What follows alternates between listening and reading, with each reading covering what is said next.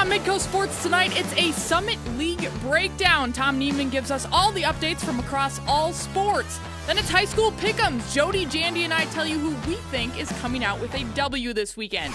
And finally, Coach Talk with South Dakota State's John Stiglmeyer. All of that plus much more. Midco Sports Tonight kicks off right now. Hello and welcome to the show. I'm Kelly Stewart, and this is Midco Sports Tonight.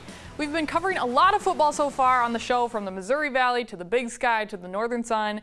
But we can't forget the conference with perhaps the biggest presence in our region, the Summit League. And with that, we'd like to dedicate some time each week to break down all the news and notes going on across the league, starting with some local players of the week. South Dakota libero Ann Rasmussen earned the Summit League Defensive Player of the Week honor for this week. The sophomore from Oak Creek, Wisconsin had a match-high 33 digs against North Dakota State, which puts her tied for 10th in the program for digs in a single match. Against Western Illinois, Rasmussen tallied another match high for USD with 26 digs. She currently sits at second in the Summit League for digs per set with 4.96. Moving to the cross-country course, South Dakota State sophomore Chase Ko earned the Summit League Men's Cross Country Athlete of the Week accolade for his performance this past weekend at the Roy Griak Invitational held at the University of Minnesota.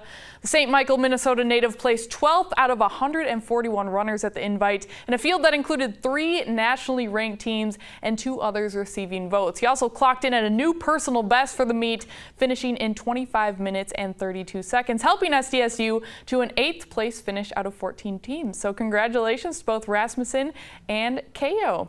To talk a little bit more about the Summit League, I bring in Tom Nieman. He's our Summit League expert. Hi, Stu. Hi. So I'm good. Let's talk about some volleyball. Second week of Summit League play. Yes. What's going on there?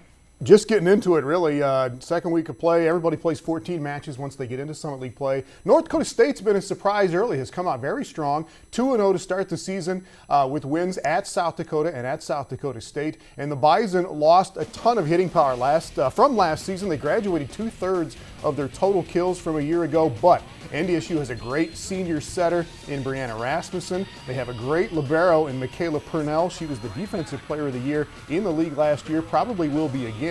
And on top of those 2 senior leaders, the Bison have found some new hitters. Erica Jeljanite is a senior who played some last year, but she leads the team this year in total kills. And then they have 3 freshman bigs that are playing really well right now. Allie Mauk at 6'1", Bella Leon at 6'2", Emily Halverson at 6'3" have been excellent in the middle and on the outside for the Bison. And NDSU gets a big test this weekend. They will host Denver on Friday and Oral Roberts on Sunday. And in the Summit League, Denver has won the last 3 years, the league tournament and the regular season. They are picked to win it again this year. Oral Roberts has one of the best all-time players in the Summit League right now. She's a hitter named Laura Milosh, who leads the league in kills, is probably going to be the league leader all-time in kills by the end of this season.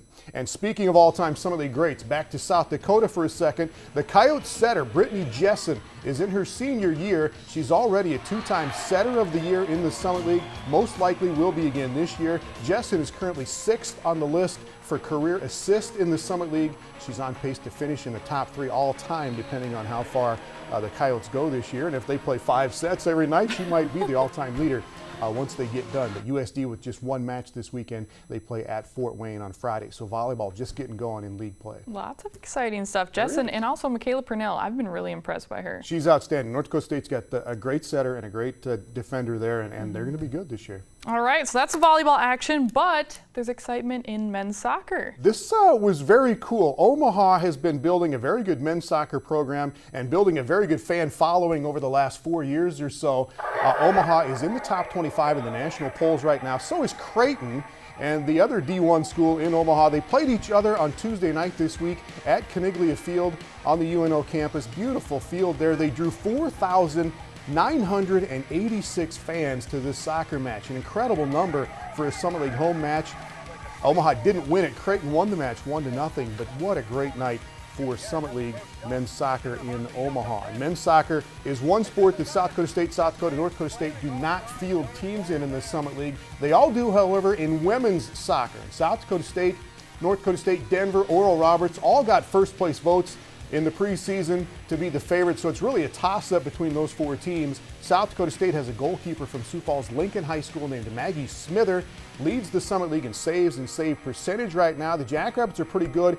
They have not played since they beat Northern Colorado at home a week and a half ago, but they play at Denver on Friday. And Jenny Sislow of the Jacks says SDSU is looking forward to the Summit League Challenge.